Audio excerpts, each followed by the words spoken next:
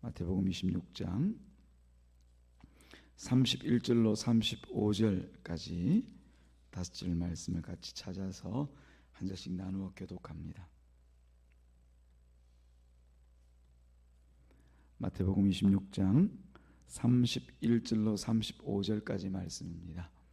다 찾으신 줄 알고요. 먼저 31절 제가 먼저 읽습니다. 그때 예수께서 제자들에게 이르시되 오늘 밤에 너희가 다 나를 버리리라. 기록된 바 내가 목자를 치리니 양의 떼가 흩어지리라 하였느니라.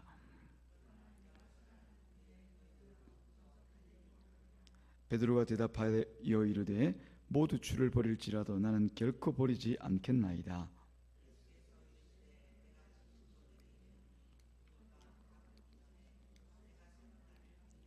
함께 읽습니다. 베드로가 이르되 내가 주와 함께 죽을지언정 주를 부인하지 않겠나이다 하고 모든 제자도 그와 같이 말하니라. 아멘. 하나님, 이 시간도 우리가 또 주님의 말씀을 받는 시간입니다. 우리 고백과 우리 찬양을 들으신 주님께서 이 자리 가운데 영광 가운데 거하심으로 친히 우리에게 말씀을 또 가르치시고 또 뜻을 주시고 생각과 결단 가운데 은혜를 입히실 분은 우리 이 자리에 계신 하나님이신 줄로 믿습니다. 성령님 은혜를 다하시는 복된 시간 되게 하옵소서. 예수님의 이름으로 기도드리옵나이다. 아멘. 우리 읽었던 이 5절의 말씀은 어떻게 보면 우리 신자라고 하면 너무나 잘 아는 그런 명장면 중에 하나라고 우리가 볼 수가 있습니다. 예수님께서 오늘 밤에 너희가 다 나를 버리리라 그렇게 말씀을 하시죠. 그 말씀을 들은 베드로는 또 이렇게 맞대응해서 말합니다. 주를 결코 버리지 않겠나이다. 그렇게 맹세하고 장담을 하지요. 이때 예수님은 이런 베드로의 충성스러운 말을 듣고는 흡족해 하시거나 또 칭찬하시면서 어이구 네가 참 귀한 마음을 가졌네. 나 버릴 줄 알았더니 너 안 버린다고, 결코 버리지 않겠다고. 아이고 귀하다 귀하다. 그래 다 네와 같아야지. 그래 칭찬하시지를 않습니다. 오히려 오늘 밤 닭 울기 전에 네가 3번 나를 부인하리라 라고 하는 이 말로 베드로의 귀를 그냥 콱 죽이시는 말씀을 하시죠. 31절에 있는 이 버린다는 말, 그리고 34절에 있는 예수 네가 나를 부인할 것이라고 하는 이 말, 어떻게 보면 듣기에 따라서 아주 끔찍한 말들입니다. 버린다는 말은 한마디로 배신한다는 얘기거든요. 네가 나를 배신할 것이다. 이런 말을 듣고 그 마음이 편할 사람이 누가 있겠습니까?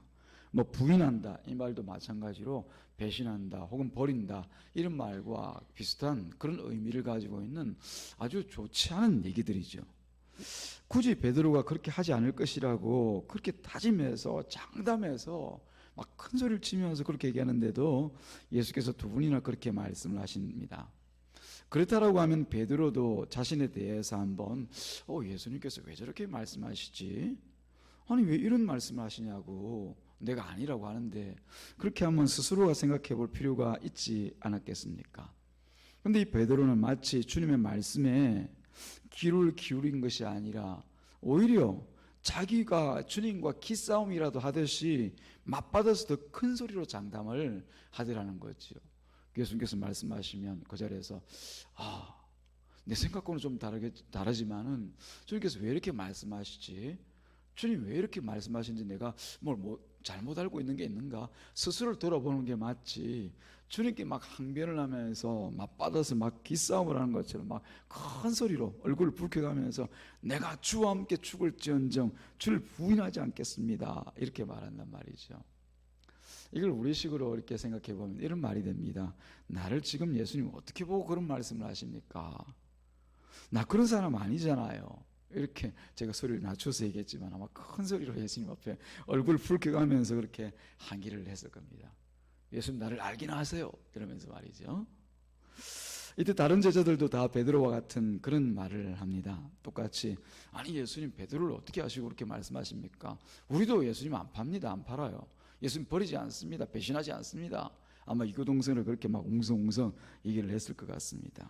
그렇다면 만약에 여러분들이 같은 상황에서 주님으로부터 오늘 밤 네가, 여기 있는 우리 얘기입니다, 네가 나를 버릴 것이다 그런 말씀을 들었다면 여러분들은 어떻게 했을까요? 아니 그 당시로 돌아가지 않더라도 오늘 이 밤에 주님 이 자리에 그 자정에 계시니까요, 성령님께서 이 자리 가운데 찾으셔서 예배대로 우리들 가운데 함께 하시니까 그 주님께서, 성령님께서 지금 이 시간에 우리를 보면서 말이죠, 네가 나를 버릴 것이다, 그렇게 말씀하신다면 여러분들은 지금 어떤 반응을 하시겠느냐라고 하는 거죠. 그걸 한번 생각해보라고 오늘 주님께서 이 말씀을 성경에 기록해 놓고 우리에게 지금 말씀을 들려주고 계신 것입니다. 여러분 어떤 대답 하실래요? 버린다는 말 그대로 배신하는 거예요. 예수님을 배신한다는 말이죠. 나는 예수님 절대 안 버려요. 절대 안 버려요. 아마 여러분들은 절대 버리지 않겠다고 그렇게 장담하실 겁니다. 여러분들이 누구라고, 그죠? 또 저는 또 어떻다고요? 저도 마찬가지로 이 자리에서 아이고 제가 예수님을 어떻게 버려요? 다른 건 버릴지언정 예수님을 어떻게 버려요? 무슨 그런 말씀을 하세요? 제자들이니까 그렇게 말하고 그렇게 나중에 예수님 버렸죠. 우리 뒤를 아니까 그렇게 말하지 않습니까? 말할 수 있지 않습니까? 제자들이니까 그 사람들 철없이 그렇게 얘기하고 예수님 버리고 막 도망가고 부인하고 그랬지, 어디 우리들이야 그렇게 했습니까? 저 안 그래요, 주님. 안 그러겠냐는 말입니다. 물론 장담하시겠죠. 누가 감히 예수님을 배신할 생각하겠습니까? 베드로와 제자들도 그랬습니다. 사실은 결정적인 그 상황이 오기까지 자기들의 그 진심을 담아서 주와 함께 죽을지언정 결코 예수님 부인하지 않겠습니다, 그렇게 말했을 것입니다. 베드로가 정말 사심을 섞어서 속마음 따로 있으면서 예수님을 팔 마음을 가지고 버릴 마음을 가지고 저 죽을지언정 예수님 버리지 않겠습니다, 그렇게 얘기했겠습니까? 아니죠. 진심을 담아서 그렇게 얘기했겠죠. 근데 여기서 중요한 것은요, 사실은 이 베드로를 비롯한 그 제자들이 그렇게 말한 것과 그 말의 내용이 아닙니다. 아니 베드로 그렇게 말해놓고 뒤에는 왜 그래? 이렇게 따지라는 얘기가 아니라 제자들이 지금 자기 자신이 어떤 존재인지를, 어떤 사람인지를 모르고 있었다는 것이 중요한 거예요. 이 말은 우리에게도 그대로 적용이 되겠죠, 그렇죠? 우리 예수 믿는다고 이 자리에 나와 있지만, 앉아 있지만, 또 가서 어디서든지 누구든지 나 어떤 교회 누구요 이렇게 스스로 소개하고 그렇게 또 인정할 사람들이 있겠지만은, 그런데도 불구하고 우리가 누구인지를 모른다라고 하면은 지금 이 제자들의 입장과 전혀 다를 바가 없다는 것이에요. 여러분 스스로를 누구라고 생각하십니까? 어떤 사람이고 어떤 존재라고 생각하십니까? 예수님은 자기 앞에 있는 제자들, 아니 우리 전체를 얘기해 보십시다. 사람이 어떤 존재인지를 다 아십니다.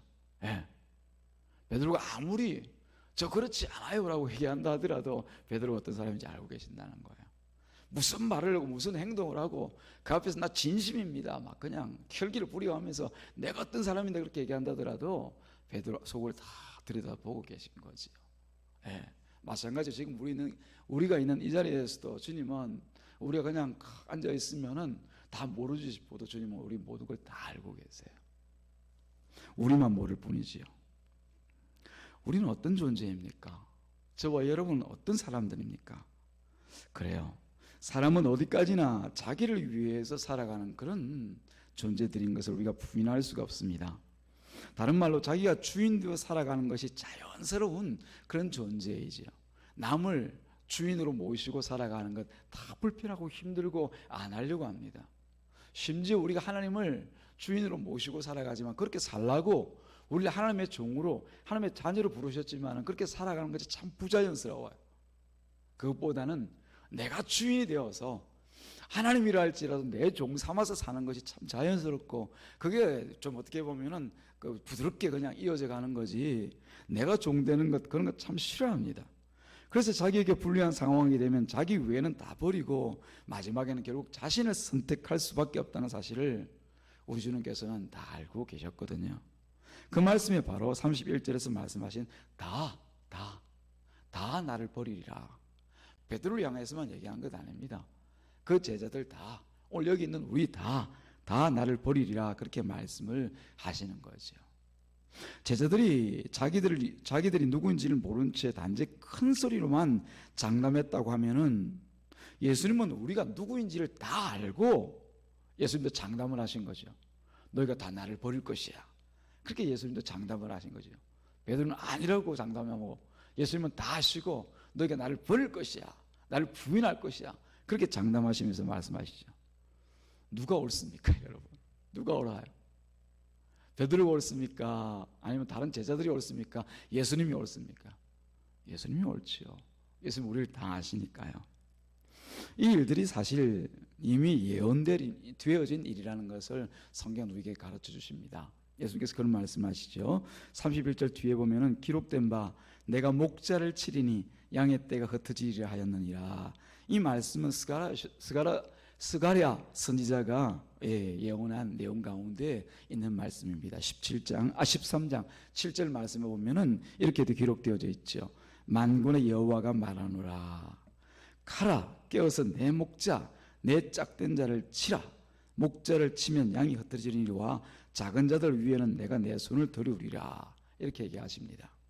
이것은 성경이 예수님의 죽음을, 십자가 죽음을 예언한 사건이라고 우리가 볼 수가 있는 거죠. 그러니까 그 모든 일을 계획하시고 실행하시고 진행하시는 분이 누구라고 되어 있습니까? 바로 만군의 여호와이셨다는 거죠. 예수님께서 무슨 힘이 없어서, 그죠?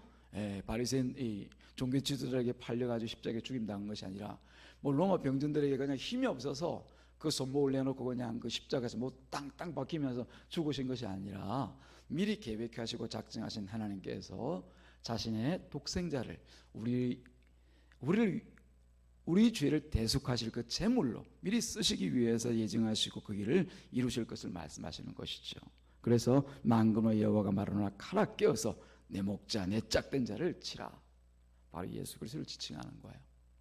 칼이 일어나서 목자를 칠 때 그 뒤에 어떤 일이 일어난다고요? 목자를 치면 양이 흩어지려니와 이렇게 말씀하고 있단 말이에요. 예수님을 치면 그 제자들이 다 흩어진다고 얘기를 하고 있습니다. 목자가 위험에 처하면 목자를 바라보고 목자를 의지하던 양떼들, 또 목자를 따르던 그 양떼들은 어떻게 해야 마땅할까요? 당연히 의리상으로 보자도 세상 그 뭐 어떤 흔히 얘기하는 의리 그러잖아요. 그런 의리로 보더라도 자기 목자를 보호하기 위해서 막 맞서고 싸울 것 같지만 현실은 그렇지가 않습니다. 양떼들은 자기 위험을 감지하고는 즉각 그 자리에서 도망가 자기 살 길을 찾아버립니다. 목자를 버려두고 흩어집니다. 이것이 바로 예수님의 고난의 현장에서 곧 제자들에게 다가올 현실이었습니다. 그런데도 제자들은 버리지 않겠다고 장담을 하고 있는 거죠. 한마디로 자기 자신이 누구인지를 모르고 있다는 것입니다. 물론 장담하는 그 시간에도 아까 말씀드린 것처럼 그 말에 조금의 거짓이 있었다고 우리가 생각할 수는 없습니다. 정말 그럴 마음으로 말했을 것입니다. 그런데 결과는 어떻습니까? 결과는 자기를 위하여서 예수님을 버리더라는 겁니다. 이게 우리 인간의, 저와 여러분들의 바로 이 연약함인 것이죠. 중요한 것은 그런 제자들이 자신이 어떤 존재인지를 모르고 지금 예수님 앞에 서 있더라는 거예요. 제자들은 지금 어떤 상태입니까? 예수님께서 사실 말씀을 새겨듣고 그 말씀을 자기 마음 가운데 담으려는 그 마음보다는 오히려 자신의 결심, 자기 의지, 자기 자존심으로 똘똘 뭉쳐져 있습니다. 그래서 예수님 말에 항변을 하죠. 나 못 믿겠어요, 주님. 그런 거죠. 그 말은 결국 예수님을 믿는 게 아니라, 예수님 말씀을 듣고 수용하는 것이 아니라 누구를 믿고 있다는 겁니까? 자기 자신을 믿고 있다는 거죠. 내 힘을, 내 의지를, 내 결단을, 내 자존심을 믿고 있다는 거죠. 근데 자신을 믿는 그 믿음은 사실 아무것도 아니라는 것을 성경이 부단히 우리에게 보여주고 있죠. 아까 우리가 읽었던 스가랴서 13장 7절 말씀에서도 마찬가지로 그 목자가 이 땅 가운데 와서 그 희생의 제물, 대속의 제물이 되어질 때 오히려 그들을 위하여 죽는 이 예수를 버리고 그들은 다 뿔뿔이 자기 살 길을 찾아 흩어져 갈 것을 얘기하잖아요. 왜요? 자기가 주인이니까요. 자기 스스로가 주인이니까. 그래서 자기를 믿는 그 믿음은 아무것도 아니라고 하는 것을 성경이 보여주고 있는 거예요. 그래서 예수님께서는 그 뒤에 있는 32절 말씀에서 자기 자신은 부활하고 난 뒤에, 다시 살아나시고 난 뒤에 먼저 갈릴리로 가실 것이다. 그렇게 말씀을 합니다. 32절 말씀 다시 한번 읽어보시겠습니다. 여러분이 한번 읽어보십시오. 32절 시작.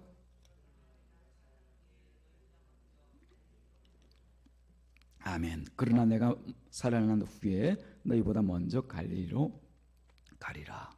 왜 갈릴리로 가신다는 그 말을 하실까요? 갈릴리가 어떤 곳인지 우리는 잘 알고 있습니다. 어떤 곳입니까? 예수님께서 그 제자들을 처음 부르신 곳이 바로 갈릴리입니다. 그 갈릴리에서 처음 부름받을 때 이 제자들이 어떤 사람들이었는가를 여러분이 한번 잘 생각해 보십시오. 각각의 이름을 가지고 각각의 지역에서 각각의 일을 하면서 살아가는 그런 사람들이었습니다. 그들이 부름을 받고 예수님을 또 따랐지만은 갈릴리 지역에서 예수께서 행하신 그 놀라운 이적과 표적들을 보았지만 여전히 성경을 통해서 보는 그들은 자기가 주인이었던 사람들이었죠. 예수를 주님으로 부르면서 따랐지만은 자신을 버리지 못하고 지금까지 와 있는 거예요. 지금까지 와 있는 거예요. 3년 동안 예수와 동행하고 동거하고 그 이적과 능력을 보고 또 함께 먹고 마시면서 그 말씀을 귀에 듣고 살았음에도 불구하고 그들이 여전히 자신을 버리지 못한 채 지금까지 와 있더라는 거예요. 그러니까 우리가 주님을 따라 살아가는 이 일이 얼마나 어려운 일인가라고 하는 것을 우리가 다시 한번 생각해 보아야 됩니다. 참 쉽게 생각하시는 분들은 신앙생활하는 것이 그냥 예수 믿고 교회 한 몇 번 가면은 신자 되고 신자로서의 삶을 살게 되는 줄 알지만 그 정도를 위해서 우리 주님께서 십자가에서 죽으시기까지 하셔야 됐을까요? 그렇죠. 그리고 성경을 이렇게 두껍게까지 얼마나 두껍습니까? 이거 한번 읽으려면 이거 진짜 얼마나 이렇게 해서 성경을 기록해가지고 이것이 하나님을 알게 하는 책이다, 이곳에 예수가 있다, 이곳에 하나님이 있다, 읽으라 보아라 연구해라 묵상해라 설교 말씀 들으라 그랬겠습니까? 그냥 한번 예수 믿는다 그러고 끝내고 말죠. 그죠? 그게 아니라는 거예요. 제자들이 그렇게 이 땅에 진짜 오신 그 예수, 우리 구주 예수 그리스도를 옆에서 눈으로 보고 만지고 듣고 먹고 같이 또 그 말씀을 이 귀에 새기도록 몇 번 야단도 맞아가면서 이 교육을 받았음에도 불구하고 지금 여전히 자기를 버리지 못하고 자기가 주인인 채 예수님을 따라왔더라 말입니다. 그들의 주인은 여전히 자기 자신입니다. 자기 자신을 믿고 자기 생각을 따릅니다. 이런 제자들의 형편을 알지 못하는 사람들, 또 우리의 진정한 형편을 알지 못하는 사람들 그저 적당히 믿고 이제 예수 믿고 복 받으라는 얘기를 막 서둘러 얘기합니다. 그러다 보니까 우리의 본질이 우리가 누구인지도 알지 못한 채 계속 복 받는 생각에만 골몰하는 거죠. 그 신앙이 자랄 리가 있습니까? 그래서 마지막에 예수님을 만났을 때 그런 사람들이 너 뭐 하다가 나한테 나를 만났니? 마지막에 물어보면 할 말이 뭐가 있겠습니까? 그런 사람들이. 저는 성경을 볼 줄도 모르고 성경 가운데 있는 말씀이 뭔지도 모르고 그저 예수 믿고 이 자리에 와 있습니다. 그래서 한 일이 뭔데? 예수 믿고 지금까지 왔죠. 그래서 한 일이 뭔데? 이렇게 물어보면 무슨 그야말로 유구무원이죠. 그렇다고 뭔가를 쥐어서 하라는 얘기가 아니라 최소한 하나님이 누구이고 어떤 분이시고 그 뜻하신 바가 어떤 뜻인지는 알고 살아가야 되지 않겠습니까? 최소한 내가 주인이 아닌 것은 고백하고 살아드려야 되지 않겠습니까? 그러다 보니까 나를 부인하는 가운데 예수님께서 가신 그 길을 같이 따라가는 것, 그렇게 살아가는 것이 신자의 삶이 아니겠습니까? 그런데 그 일이 쉬운 일이기만 하겠습니까? 보통 어려운 일이 아니지요. 그래서 날마다 우리가 말씀을 묵상하고 또 설교 말씀 가운데 주시는 그 찔림을 붙들고 와서 몸부림치면서 기도하고 회개하고 주님 따라가겠습니다. 내가 주인 아닙니다. 주님 내 주인입니다. 그런 가운데 다시 엎드리는 거죠. 그 과정이 바로 우리 신자의 삶, 그게 하나님의 일을 하는 거예요.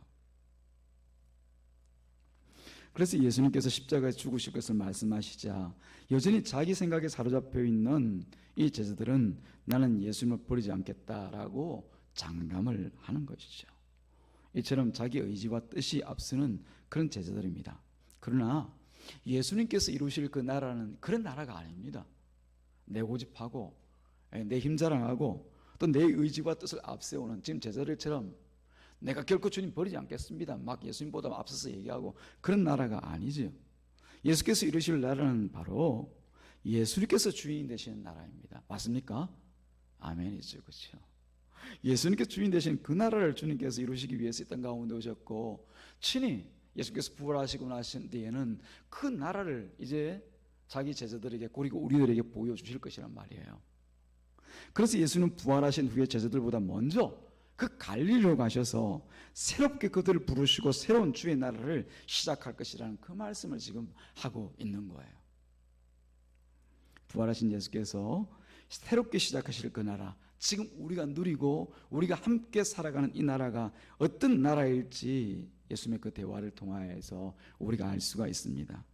우리 인간의, 우리 사람의 그 의지와 신념과 혹은 자존심, 그리고 사람의 힘이 다 무너져 있는 그 나라가 바로 예수님의 나라입니다. 그럼 뭘로 세워집니까? 바로 예수님의 말씀으로 세워지죠.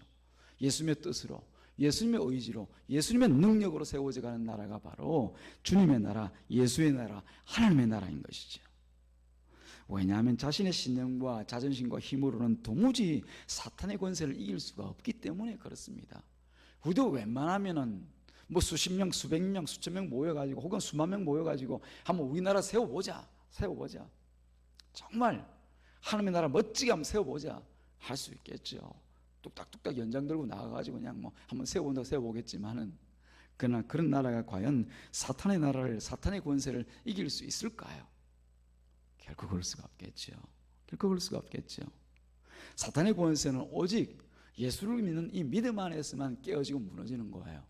예수님의 말씀 안에서만 사탄의 나라는 깨어지는 거예요. 죽음의 권세와 사망의 권세가 떠나가는 거예요. 예수님께서 친히 이 땅 가운데 오셔서 시험 당하실 때 뭘로 사탄을 이기십니까? 힘으로 막, 씨름으로 막 이깁니까? 아니죠. 말씀으로 이기시잖아요. 그래서 우리가 예수님께서 이루신 그 나라와 예수님께서 일하시는 그 나라를 믿고 살아가는 것, 그게 바로 주님의 나라를 살아가는 것이죠. 우리도 제자들과 마찬가지로 심히 약한 존재들입니다. 오죽하겠습니까? 우린 예수님을 본 적도 없고, 그죠? 예수님께서 행하신 그 기적, 오병이어의 기적이라도 우리가 좀 봤으면 좋겠는데, 그렇게 생각하는 분들도 계신데 보나 안 보나 같아요, 그죠? 성경에 기록되어 있으니까 뭐 이미 우리가 본 거랑 마찬가지죠. 어떤 분들은 꼭 봐야 믿겠다는 분들이 있는데 그거 아닙니다. 제자들과 마찬가지로 우리도 심히 약하고 또 약한 존재들입니다.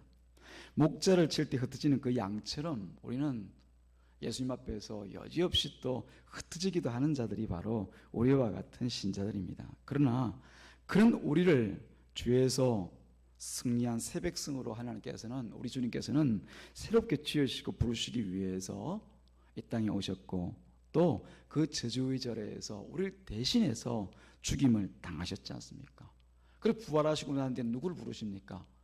아이고 제자들, 너희들은 내 말도 안 듣고, 너희들한테 남이 다 떨어졌어.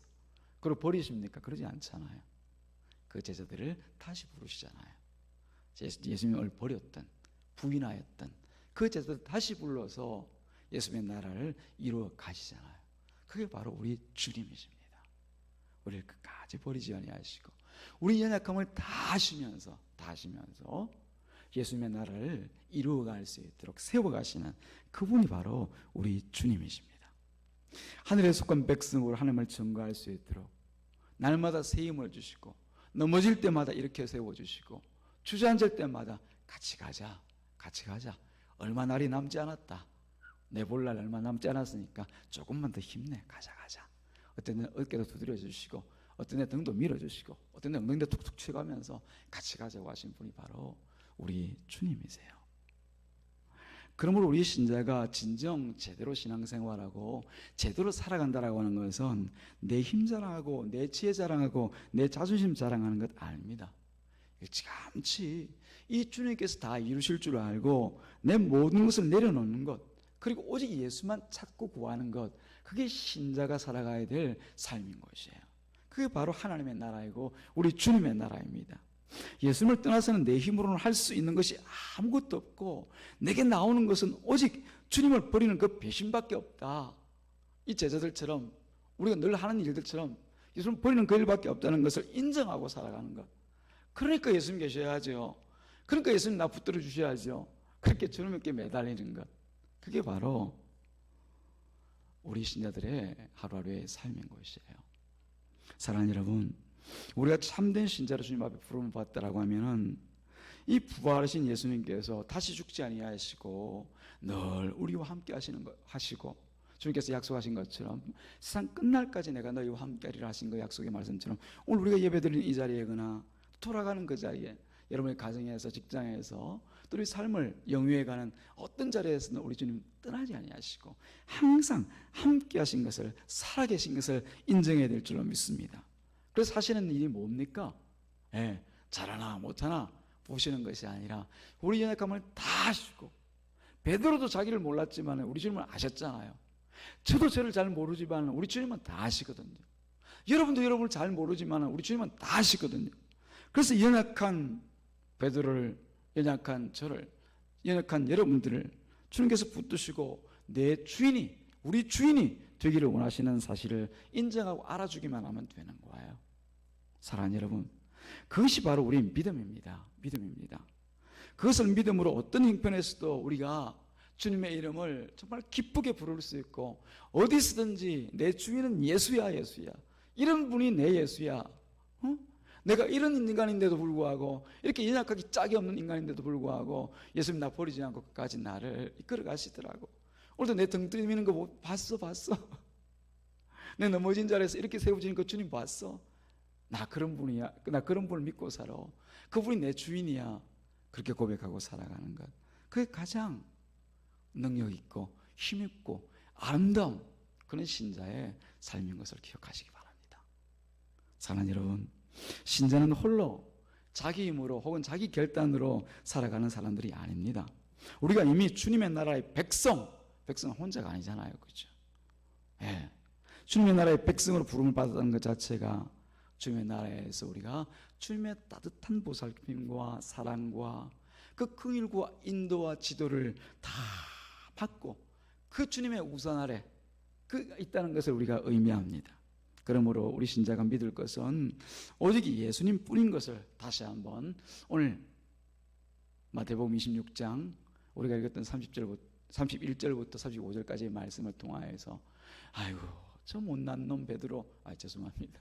저 못난 베드로 이렇게 욕할 것이 아니라 그런 베드로가 바로 나였음을, 그리고 우리였음을 알고 그 베드로를 끝까지 갈릴리로까지 가서 기다렸다가 하나님의 나라를 이루게 하시는 그 주님을 바라보는 저와 여러분 되기를 주님의 이름으로 축복합니다.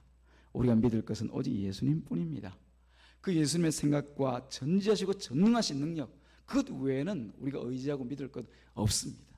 그 믿음 안에서 또다시 한번 든든히 우리 갈 바를 같이 어깨 걸고 나가는 저와 여러분, 우리 삼광교회 되기를 주님의 이름으로 축복합니다. 기도하겠습니다. 하나님 아버지 감사합니다. 오늘도 주님께서 말씀을 통하여서 다시 한번 우리 가운데 있는 내가 예수님을 부인하지 않겠습니다라고 하는 고백이 아니라 주님의 능력 가운데 붙들려서 주님을 주인으로 모시고 살겠습니다라는 고백으로 우리 심령이 바뀌어져 갈 수 있도록 도와주시옵소서. 예수님의 이름으로 기도드리옵나이다. 아멘.